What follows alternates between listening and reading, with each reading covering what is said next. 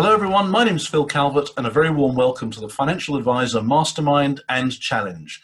Throughout this week, advisors, leading experts and consultants to the financial planning profession are sharing amazing insights into just what makes a world-class financial advice business. Today I'm delighted to be speaking with someone who is an expert on sound and communication. He's the founder of the Sound Agency and is a 5 times TED speaker. His 5 TED Talks have been viewed around 80 million times, and one of them, How to Speak So That People Want to Listen, is in the top TED Talks of all time. Really excited to welcome Mr. Julian Treasure. How are you, Julian? Very well, thanks, Phil. Thanks for having me. Great, but nice to see you. Whereabouts are you today? I live in Orkney, which is a group of islands off the north coast of Scotland, and that's where I am at the moment. Wow. And a little breezy, is it, or very pleasant out there? It's pretty calm today. It's a lovely day. We have pretty good weather, actually. We've had hardly any snow this winter. It's just a gorgeous place to live or to visit. Sounds absolutely idyllic. And you near any of the whiskey distilleries at all? Yeah, there's 2 up here. Highland Park's the most famous, and just down the road from us is Scapa. Fantastic. So can we just start with a little bit of backstory as to kind of how you got into doing what you are today, and if you could sort of tell us kind of what you do.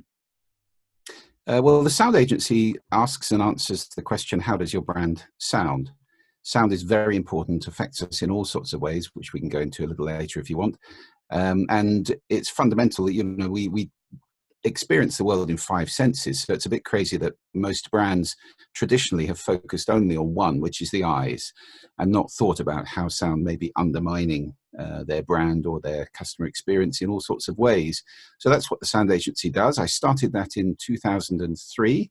That was after a 15-year career in contract publishing, that is producing magazines for brands. Magazines, in our case, Orange, Lexus, Toyota, people like that, producing lovely magazines, which it's now called content marketing. And, it's a very, very common thing for brands to produce high value content, which isn't selling. It's something that, reinforces the relationship and adds value to the relationship with their customers. So that's what I did before.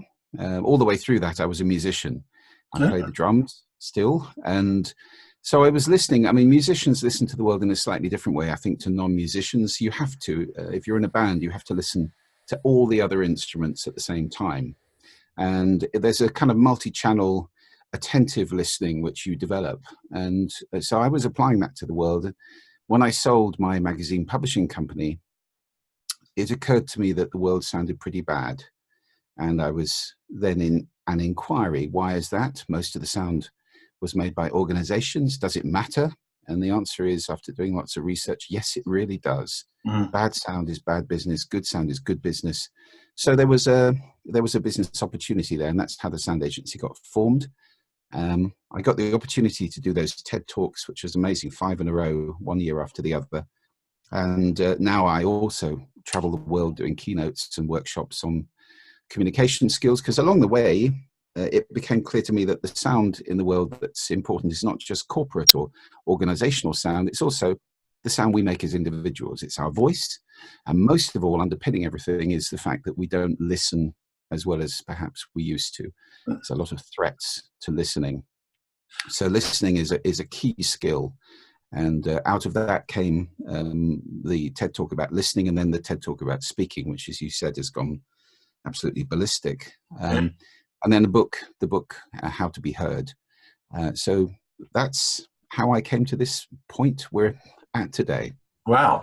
So 80 million odd views on your TED Talks kind of suggests that you practice what you preach, you know how to communicate. What do you think it was, though, about those presentations, and particularly the most recent one, that really hit the spot around the world for people? I think, first of all, it's quite interesting that the talk about speaking has got many times the views of the talk about listening, which says something about our priorities in the world at the moment. And I think that's something to be a bit cautious about. It's clear that a lot of people don't feel heard. A lot of people are feeling that there's a frustration that they're not getting across, that There's obviously the fear of public speaking, but more than that, there's a kind of frustration with private speaking. And so I guess that's what drove that one. I think the fact I was using a lot of sound in most of the talks was unusual. Nobody had done that before the first talk I gave about the 4 effects of sound. And I guess there is this unconscious realization perhaps out there that we are rather neglecting these incredibly important skills of listening and speaking. If you think about it, we teach avidly reading and writing in schools. We don't teach listening or speaking to the same degree at all. I mean, speaking maybe a little bit, listening, which is a silent skill, almost not at all. And it's tragic, really, especially since, if you think about it, or if you look into it, most schoolrooms have got terrible acoustics. So there's huge numbers of children leaving school without ever having heard their education, and certainly without having been taught how to listen in a conscious and effective way. So maybe that's out there. Maybe people are just understanding that speaking and listening are incredibly important skills. They're going to become more important, incidentally, now with the oral internet, the rise of speaking to the internet and listening to the internet, which is going to become hugely more important in the next few years. We're seeing it now with smart speakers. We're seeing it with all sorts of new technologies. And with AI, that's going to go to a whole new level within the next 5 years. Right. That's fascinating. It was worth exploring that. It occurred to me while you were talking then that people are speaking more, but they're speaking through social media. So maybe they feel they can say things through social media that they couldn't necessarily face to face. Have you got any observations on that from what you've seen? Well, I don't class that as speaking. That's writing. Okay. And that's a different thing. If you talk to an organization, organizations are spectacularly bad at listening. If you talk to them about communication, they immediately think you mean outbound and written, largely. I mean, there may be a bit of outbound telephoning, I suppose, and in the worst cases, that's very irritating. Nevertheless, most people think of communication now as that: texting, social media, blogging, whatever it might be, emailing. I mean, all of the ways that we've thought of communicating in the last 40 years or so have been text-based. Let's differentiate that from speaking. I'm talking about using your voice, one-to-one or one-to-many, standing up in front of people. And, this is the most powerful way in which we can make a difference in the world around us. I mean, I'm not denigrating the effect of writing. It's been dramatic in many ways. You can reproduce writing. You publish books, and they can change the course of history. Many books have. Nevertheless, when you're talking about connecting with a group of people in physical presence or now across the internet, your voice is so much more powerful than the written word. So that's what I mean by speaking. It's not texting. I call that personal broadcasting, the idea of texting. I'm on a train. Who cares, really? And there's this fiction we all have that there are thousands of people out there hanging on our every word. Unfortunately, that's not true. And it is a little bit of hubris, or it's a little bit of needing to be needed, I suppose, which we all feel. Nevertheless, I think it's a little sad. And I agree with Sherry Turkle, who's got a great book called Alone Together and did a wonderful TED talk about this, that in many ways technology is actually separating us, not bringing us together in some sort of global village. We're ending up with a lot of very shallow relationships instead of a few deeper ones. So I think there's issues with screens, and I'm very glad to say that I think we're coming to a real watershed in that, and we're going to start using our voices and ears much more. Wow. Do you think some of this might account for why podcasts seem to be growing massively in popularity, because it is the spoken voice? Definitely. I do a lot of podcasts, and it's the fastest growing medium without any doubt. In America, it's growing at 80% a year. And many, many large organizations are spending millions on, high quality podcasts, which don't sell their product. It's not about that. Again, it's branded content. It's high value content with their product sponsoring it, or, subtly involved in some way, shape or form. And I think, yes, if you look at radio, it's one of the few media which is actually thriving in a world of media fragmentation. Radio listening is going up in almost every country. Radio is being enormously popular. So whilst there's a lot more media to choose from, radio has suddenly gone global. You might have been running a death metal station in radio in Bergen with 5,000 listeners maybe. Well, now that's on the internet and it's probably got 500,000 listeners. So radio has really benefited from going global and going digital. And I think it's part of us liking a relationship which is coming through the ears, which feels more intimate, which feels more one-to-one. And of course, you can do other things while you're listening if you want to. So while you're listening to the radio, you can be driving, you can be doing the ironing, you can be doing anything. Whereas when you're using fingers and eyes, you're locked into that. And I know even Google have attempted with various initiatives over the years to get out of this thing of everybody walking around like this, hunched over a screen. Yeah. Our audience is financial advisors, and part of the skill set increasingly is how to listen. And in fact, years ago, it used to be really how to speak. It was more about how to sell. So there was a lot more talking done back in the day. And then as the skill sets developed, it was increasingly came around how to listen. And increasingly, financial advisors go on courses about how to talk to a client, but more about how to listen to them. But from everything I'm seeing with you, and indeed around your book, there is a real skill to actually talking, and not just to an audience on a stage, but one-to-one. Can you tell us a bit about some of the skills that we need to be thinking about? Well, the fundamental point of my book, I think, is that speaking and listening are not a linear process. It's not I speak, you listen, a line from me to you. It's a circle. So the way I speak affects the way you listen, and the way you listen affects the way I speak. So there are quite a lot of distinctions in the book which are very useful that fall out of that relationship. I think traditionally in selling anything, there's been a great deal of focus on what to say. I started in advertising sales a long, long time ago, and we had tools like Dipper and AIDA and all sorts of mnemonics for processes of what you should say and how to put it across. Not how to say it, not about your voice, the timbre, the pace, the texture of your voice, the vocabulary that you choose to use, the way you respond to somebody else. So it was very much what to say, not how to say it. And that's a big part of the book as well. And indeed of that TED talk where I talk about having a vocal toolbox, which includes all of those things like prosody and intonation and pace and silence and, lots of different things like that, which are very important when we're considering how to get our message across.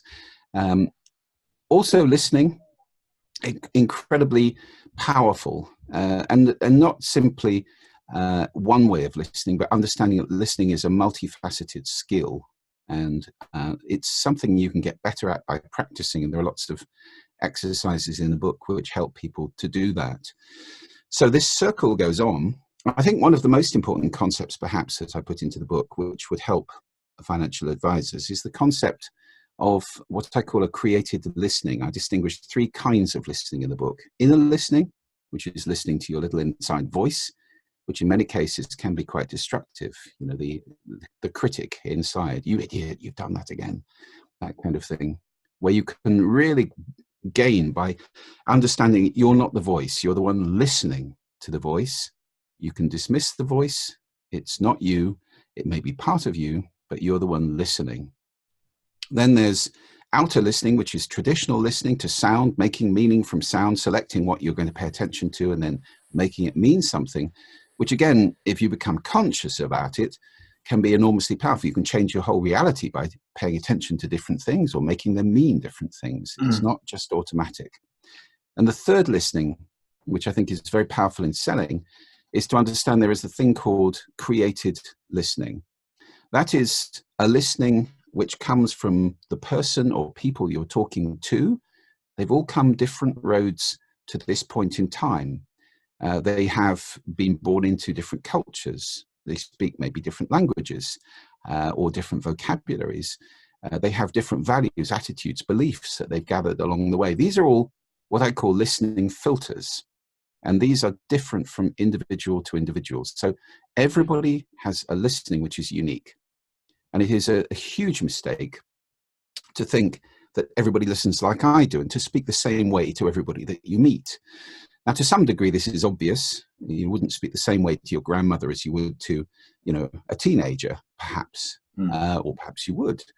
Nevertheless, we do fall into speaking the same way to everyone, just being ourselves, effectively. And that's a mistake, because people have different listening positions. They listen in different ways. They have different listenings. So you always speak into a listening. And the key thing to do is to ask yourself at all times, what's the listening I'm speaking into? Now, that may mean, for example, if you're speaking to older people and you're a naturally ebullient person, you're maybe mid-30s and you're quite full of enthusiasm and life, you might have to slow down because they don't listen as fast as you speak. And if you give them, the full spiel at high intensity, they can just start feeling immediately overwhelmed. So speaking into a listening is a very powerful skill, and you can become good at it simply by asking yourself, what's the listening in all situations? And you will start to pick it up. It's micro gestures and micro expressions. And I don't know, it could be pheromones, it could be all sorts of different things, body language. We pick it up. It's natural. But the important thing is to be in the inquiry.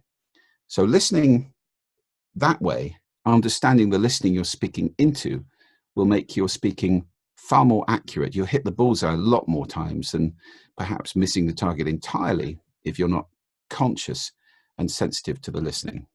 So presumably you're quite tuned into this when you're on a train, a plane, or in a restaurant. Presumably you're picking up conversations all the time. What common things do you see or hear going on in conversations that you can tell it's just not working? I don't really do that so much. I don't listen to other people's conversations. It's a very distracting sound, actually, other people's conversation. And the context for speaking is always important. So one tip, if you are a financial advisor wanting to have an important conversation with somebody, is choose your context. Make sure that you're somewhere which is relatively quiet, where they can focus on what you're saying, not perhaps your local Starbucks or somewhere that's very noisy and has a lot of distracting sound. But the most common errors that occur in most conversations come around from a couple of really significant habits that we all have. The first one is looking good. I see that when people stand on stage a lot, and I think it happens a lot in conversations. I mean, we all like to look good, to be well thought of, to be respected, admired almost. But it's important to remember, when you're having a sales conversation, it's not about you and your objectives. You need to understand very clearly the other person and their objectives. And actually, in any conversation, there are three intentions which are important to distinguish. There's my intention for me out of this conversation. There's my intention for you out of this conversation, which I would suggest needs to be quite a noble one. I want to give you something of value, and I believe I am. And then there's your intention for you, which I have to guess. So those three intentions, if you're clear about them, can really help you to speak in a more effective way. So looking good is not helpful. It's not about me, it's about you. The other very powerful underminer, I think, to many conversations is being right. And that is the result, that's the cause of so many arguments and confrontations. I think the American author Harville Hendricks was the one who said you can either be right or be in a relationship. And I think there's a lot of truth in that. Yes. You know, we have this need to be right. And the easiest way to be right is to make somebody else wrong, to denigrate their opinion, to disagree with them in very powerful ways. And we see that sadly in politics all the time now. That our politics is getting polarized by this, you know, this obsessive dogma and being right all the time. So if you can step aside from being right, from being judgmental, from interrupting, from overriding, from dismissing people's opinion, you can learn a great deal. And again, that comes down to listening with compassion, listening with concentration. The other American author I often quote is Scott Peck, who said, "You cannot truly listen to another human being and do anything else at the same time." So I think there's a little acronym that I talked about in the talk on listening, actually, which applies to both sides of the conversation. And perhaps I'll share that with you now, if that would work for you. The acronym is RASA, which is the Sanskrit word for juice. And in this context, it stands for receive, appreciate, summarize, ask. And it's a very powerful way of running a conversation. The receive means actually paying attention to the person you're talking to. So that is facing them, not body language trying to leave the room or anything else, actually facing the person square on, looking at them as they speak, not doing something else, and paying attention. The A is appreciate. That's little noises or gestures which show that you're receiving. They're very good at oiling the conversation. You're, oh, really? Which obviously we don't do in this kind of conversation because this is a podcast, and it would be irritating for people listening if you were going, oh, really, all the time. But in normal conversation, it's natural to do that. Or, you know, if you're face to face, then that would be eyebrows raising or nodding or, you know, mirroring somebody's physical gestures, which we do automatically. I mean, you don't have to work on that too much. Rapport comes from this kind of feeling of being in tune with somebody.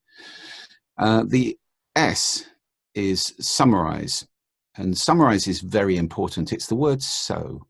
And I tend to see that word as a way of closing doors. If you think of a conversation as a long corridor, you can close the doors behind you and lock down bits of, so we've agreed this, now we can move on to that.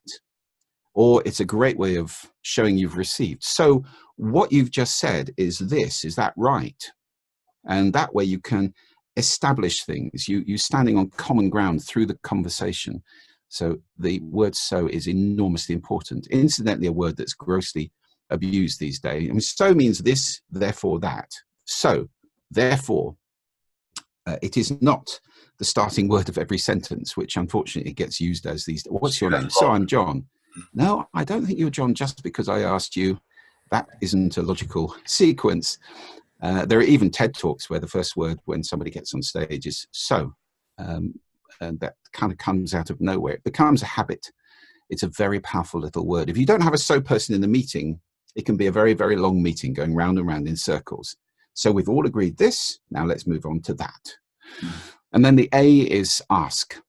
Ask questions at the beginning. Obviously, that's important. If you're selling, you need to understand the other person's pain. Where's the problem? What can I solve? How can I contribute? What is it for you? How do you see it? What's your perspective? What are your objectives? Those questions are all very important at the beginning and throughout, asking questions. Did I get this? Is that what you're saying? And then asking questions at the end when somebody's spoken. It shows that you've been paying attention and it allows you to interact. Open-ended questions are good. And what kind of thing are you looking for here? You know, the why, what, which, when, who, why. I said why twice. So those questions. And ideally, it's important to be aware of whether you're using clean questions or not. Clean language is language where you're not putting an agenda on. Now, in selling, you may wish to put an agenda on a question. So the typical way of doing that would be something like an alternative close. You know, would you like option A or option B? Which assumes you're going to have an option. Nevertheless, if we're not doing that, we can ask clean questions. The difference between what did you have for breakfast, the fruit or the eggs? That's not a clean question. That's steering you. That's giving you alternatives. The clean question would be, what did you have for breakfast? it's quite useful to distinguish those things so we know what we're doing in conversation and why we're doing it. Yeah. And I do tend to believe that the best sales conversations are ones where we are genuinely seeking to solve a problem for somebody. I mean, I think most of the people listening to this are selling something they really believe in, looking to improve somebody's life quality, well-being, health, joy, satisfaction, whatever it may be, by removing worries and increasing security and so forth. And so I think asking questions all the way through, and often open questions and clean questions, can be very powerful in building an honest, straightforward relationship. So that's RASA: receive, appreciate, summarize, ask. Thank you. You mentioned earlier prosody. I think in terms of the way that we communicate, the way we speak, I've heard you talk in the past, pitch, volume, timbre, but prosody. Now, prosody is not a word we hear all that often. Can you just sort of talk us through that and why it's important? Yes, prosody is the sing-song of speech, and it's the main reason why I think hearing a play or seeing a play is so much more powerful than reading it, because you have to imagine the prosody if you're reading text. It's why we often misinterpret emails, for example. So it's the way that your voice moves as you're speaking. So you can hit certain words. You can indicate that you're going on, as I just did when my voice went up on the word on, or you can show that you're completing a sentence by going down at the end. Now, these are the typical kind of prosodies. It's light and shade. It's hills and valleys in the speech. It provides variety. If you don't have any prosody and you speak all on one word, then the word is monotonous, which comes from actually monotone, one tone. So monotony, boredom, arises from very often in speech from a lack of prosody. And if you're not naturally prosodic, if there is such a word, which probably there is, it's worth working on this. And it's cultural to a degree. Latin cultures tend to have great, enormous, a huge prosody going on, whereas Scandinavian prosody tends to be far more restrained. Yes, we are very excited about this. You have to adjust to, again, speak into the listening and understand. I mean, I remember doing a talk in Finland once, which is a very quiet country, a very restrained country. And at the end of the talk, I got a mild ripple of applause from an impassive audience. And I thought, I bombed. And then after I was having a coffee, and several people came up and said, that was the best talk we have had for many years. So you can't judge things unless you start to appreciate the cultural context in which you're being heard. Prosody is incredibly powerful. And unfortunately, there are a couple of prosodies which have really gone global. There's the questioning intonation or high-rising terminal, where you end every sentence as if it were a question, which particularly is true among young people. Well, it's sad to have a repeating prosody, because you're robbing yourself of the power of using different intonations in order to indicate different things. So that kind of habitual questioning, it's a little bit weak as well, because elided in there is the phrase, is that okay? Or do you agree? Or can I, is that all right? It's a kind of deferential prosody. And I would suggest, if you're in sales, not a very powerful tool. Equally, the kind of down talk that you get on now, you can, buy today, that kind of very powerful down talk that you get in advertising, voiceovers and so forth. I would suggest not getting into the habit of doing that either. So prosody is worth working on. Record yourself, listen back, ask, could I mean, it's a great exercise to exaggerate it enormously in private, to exaggerate it enormously, just to give yourself more range and expand your natural prosody perhaps a little bit. Prosody is how you can sound engaged, excited, passionate, stimulating, and so forth. And at the same time, remember that you're always speaking into a listening. And it may be that you have to, in this situation, tone down your prosody a little bit and be a little bit more restrained and quiet and, sensible. So it's another thing that you can vary when you're speaking into a specific listen. As you said, we're not taught that at school. It's strange. I mean, I remember doing a small amount of debating, and that was about it. Yeah. In American schools, they do teach to a degree public speaking. I'm not aware of anybody who teaches private speaking or who teaches the kind of aspects of the vocal toolbox I'm talking about. And timbre is equally important, and you can work on that with a vocal coach if you have a scratchy or thin voice. We vote for politicians with deeper voices. Margaret Thatcher had coaching to take her voice down a couple of tones, because we tend to associate deep with large and significant. You know, an elephant has a deeper voice than a mouse, and we need to pay more attention to elephants generally than we do to mice. Yeah. So deep, resonating from the chest. I mean, if you get into different modes of speaking, it's important to think about where you're speaking from. And from the chest, you get more resonance, as opposed to, you know, speaking lightly from the head, and perhaps, you know, even if you're female, going into falsetto, which is a rather safer place to be, but very soft and gentle. So again, you can think about, you know, am I speaking from the throat, or am I speaking from the chest down here? Well, you know, these are all things you can play with, things you can work on in order to give yourself more powerful delivery and to ensure that what you're saying is being heard. That's absolutely fascinating. You mentioned earlier about that sound affects us. It actually has impacts on us as well. And that varies from airports, as you said, shopping malls, that sort of thing. But I'm going to mention it's also relevant in a financial advisor's office.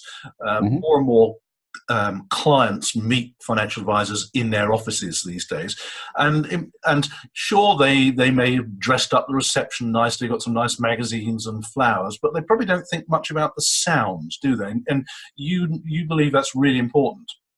It is important. I did a documentary for the BBC Radio 4 last year, I think it was, called The Curse of Open Plan, which was exactly on this topic, and the idea that open plan is becoming a kind of one-size-fits-all way of designing offices, unfortunately. Open plan is good for one kind of working, which is collaborative. It is rubbish for confidentiality, and it's rubbish for concentration. And we need different spaces for that. Now, most financial advisors would have offices or rooms in which they can meet clients and have confidential conversations. I would hope those have been acoustically correctly treated so that they're pleasant rooms to be in, not hard boxes where you get resonant frequencies and booms and things like that. I've seen so many meeting rooms like that. You need to have a reverberation time of half a second, roughly, in a comfortable meeting room. And I've seen so many that are terrible for that. Also, so many where you can hear what's going on in the next door room because there's no attenuation. The walls haven't been made thick enough, or they don't go right up to the concrete screed above, and sound just hops over the top of some sort of flimsy roof. So there are lots of sins in office design which can lead to very ineffective meetings. Poor acoustics, noise, distraction, being able to overhear, lack of privacy. You need to get these things right if you're going to have effective conversations. And then also you may have noise in even a well-designed meeting room. You know, air conditioning can be very noisy, or there might be some sort of computer installation like an AV system, which has got a very noisy fan. It's worth going into the rooms that you meet clients in, closing your eyes and sitting there for a while and really listening and saying, is this the best context in which to have a successful conversation? Clap your hands in a room. If you clap your hands, you can immediately hear the sound of the room. And if it rings, then you need to do something about it, because a reverberant room is not a comfortable place. It's going to make for bad meetings. And just a word on receptions as well. I mean, the larger financial advisors may have a corporate reception. What I see is that the most common mistake in corporate receptions is having a TV screen with Sky News or BBC News 24 or something on it. Most news is bad news.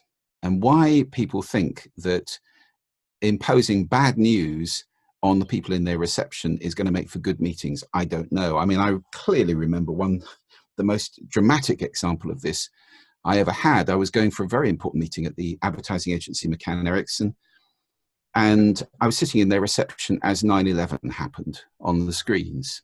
And I just cancelled the meeting and went home, obviously. But, that is not a healthy or productive way to treat people. Why would you have, and also these are cuckoo brands. I mean, if my brand is, financial advisor X, why would I have Sky in my reception, possibly with advertising for other competitive brands? I think if you're going to have a screen in reception, it should be a screen about your company with some pleasant sound, perhaps, which allows people to see what you're up to, maybe the latest news or the most exciting things you're doing. So it's all positive rather than creating this negative impact that you get with news.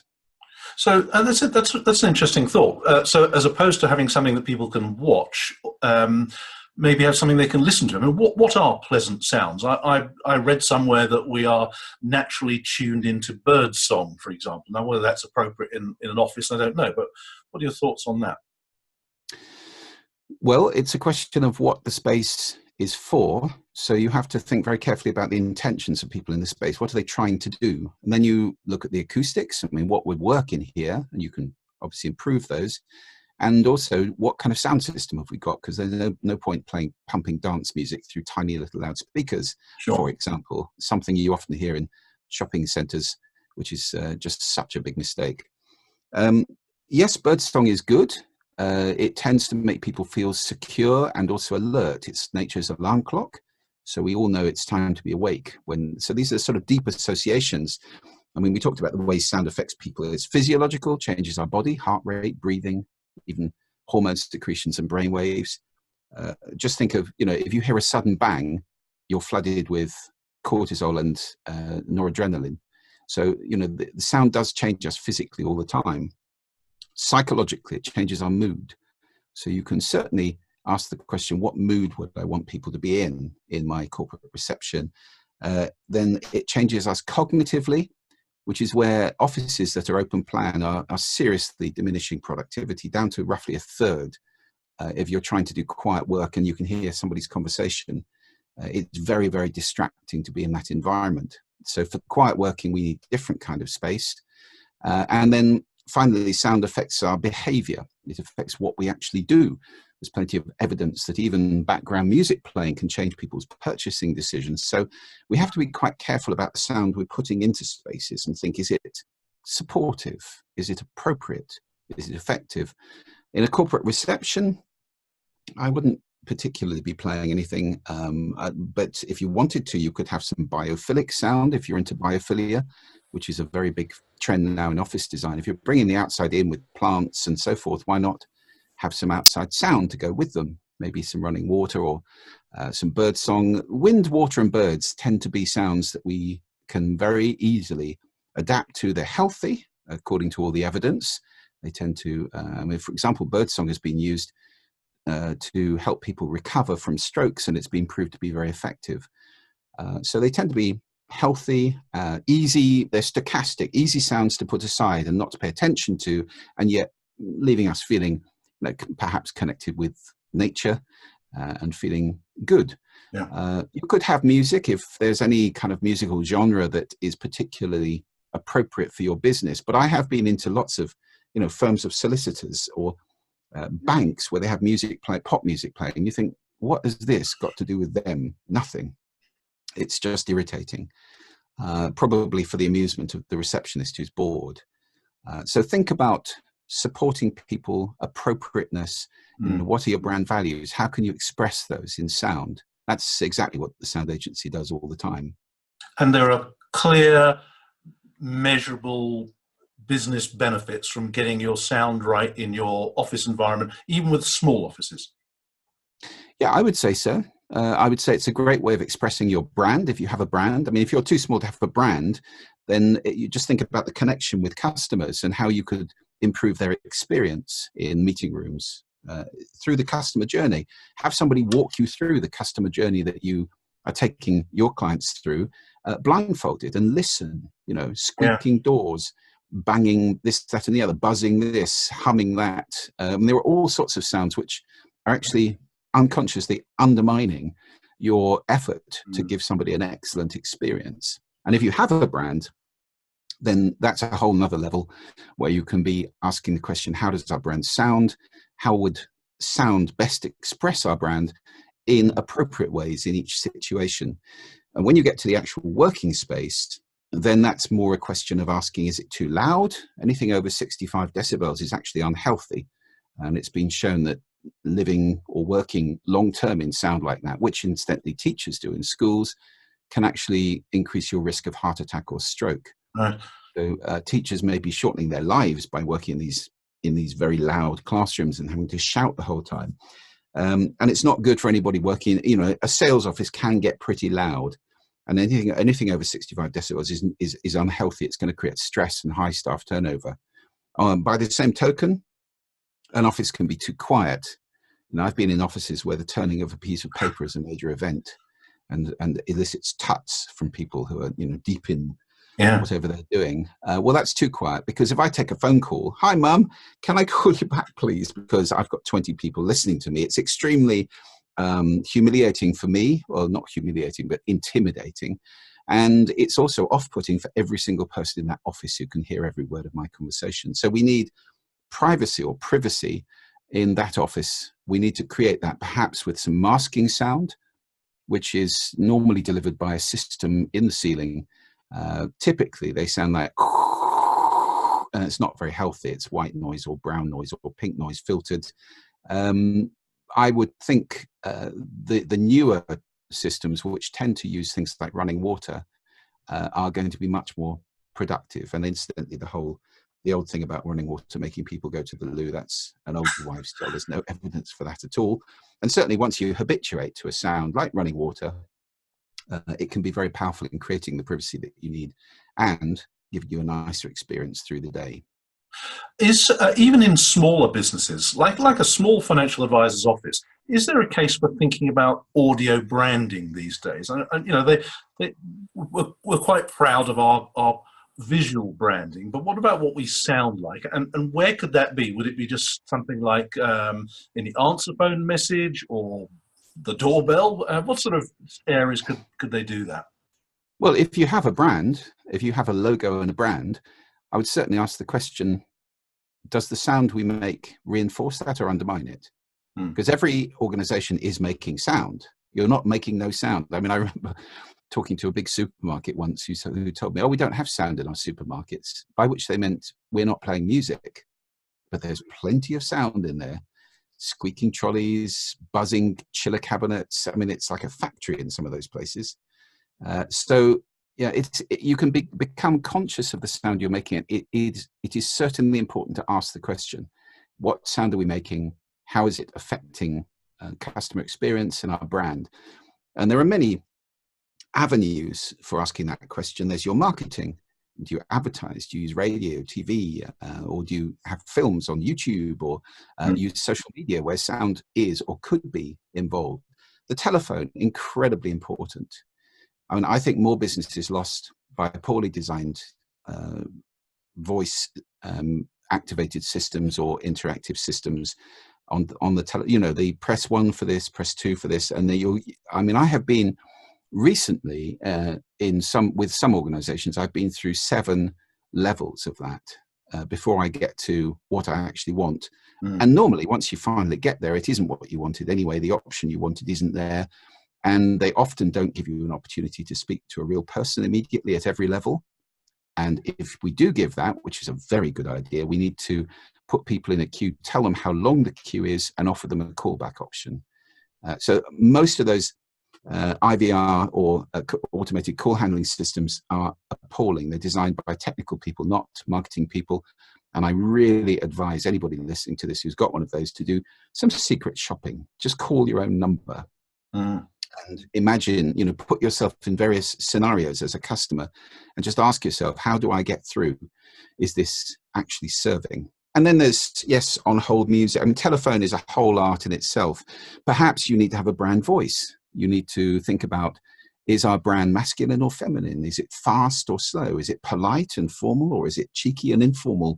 Does it have any words it particularly wants to use? I mean, this kind of brand voice, essential brand voice, if you like, platonic brand voice, the core voice, is very important to recognize so that you can train people that this is who we are. I don't mean everybody becomes a robot, but I do think it's important to have some consistency. Otherwise, you'll have one telephone salesperson who's like Eeyore, you know, a little bit down and, you know, very, very, you know, and then the next person who's completely charismatic and fast talking and so forth. Well, that's the same brand being represented in two enormously different ways. They may both work. However, it's important to have some consistency, I think, in so that people can recognize, oh, that's the company that's like this. That's the brand that's like this.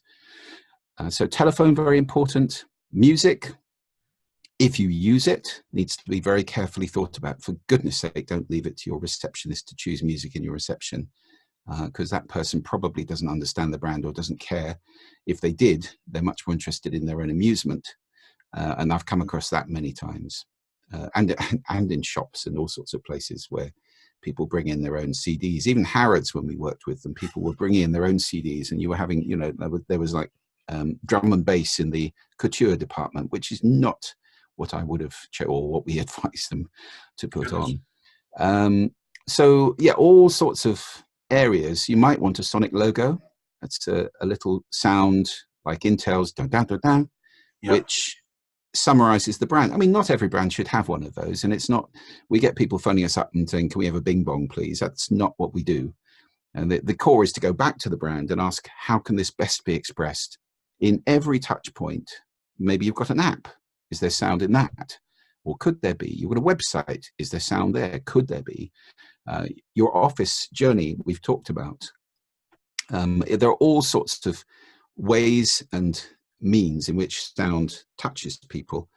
The important thing is to be conscious of the sound that you're making and how it's affecting people and how it's expressing your brand. Julian, this has been absolutely fantastic. I really appreciate your time today. One of the things we're doing is asking all of our guests if they could set our viewers some sort of challenge that they could maybe take on, large or small, could be life-changing, or just something to consider over the coming days. So if you were setting a challenge, what would that be? Can I do two? Yes, please. The first one, for anybody who's got a brand or a style, is to do what I suggested, to close your eyes or even blindfold yourself and follow the customer journey on the telephone, in the office, wherever it might be important, with your ears, and listen to the journey you're giving people. The second one, which is relevant for every conversation, is to start asking the question, what's the listening? Just do it for a week. Every conversation you have with every person, be it your partner, your children, your parents, or everybody at work, your colleagues or clients on the phone or face-to-face, what's the listening I'm speaking into? And how could I speak more accurately into that listening? Just ask that question, what's the listening? And as you interrogate yourself, you'll become more and more in tune with it, and you'll naturally speak in a more appropriate way. Fantastic. And presumably more of this is in your book, How to Be Heard, which is out now. How's it going? Yeah, the book's done really well. Actually, just won an award at the Society of Voice Arts and Sciences in Los Angeles for being the best audiobook, the best business audiobook in the world, which is very nice. Wow. So there's an audiobook version. There's, you know, the usual Kindle and printed versions. They're all available from the usual places.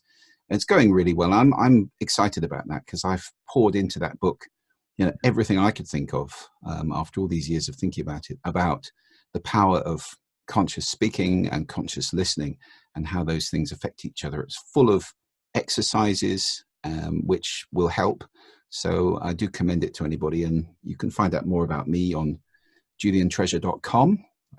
We've got some I'm really excited to say that we're producing some video courses which are going to be coming up on the internet in the next month or so, or maybe 3. So anybody's interested in self-paced learning about speaking and listening, private speaking, public speaking, listening skills, pop by juliantreasure.com and just sign up, and we'll keep you posted on when those things come out. That'd be fantastic. Well, we're going to put the links underneath the videos so that people can see that. And of course, you're all over YouTube, you're all over, your TED Talks are fantastic for anybody who wants to watch those as well. So, Julian, thank you so much for being with us today. Some really interesting stuff there, and very, very much appreciated. For everybody watching this, you'll have the opportunity to join a private forum where you can take up Julian's challenge and some of the others, ask questions, share how you're getting on with them, and perhaps find an accountability partner as well. So just a final word over to you. Thank you so much, Julian, and great to see you today. Thanks, Phil. It's been a pleasure.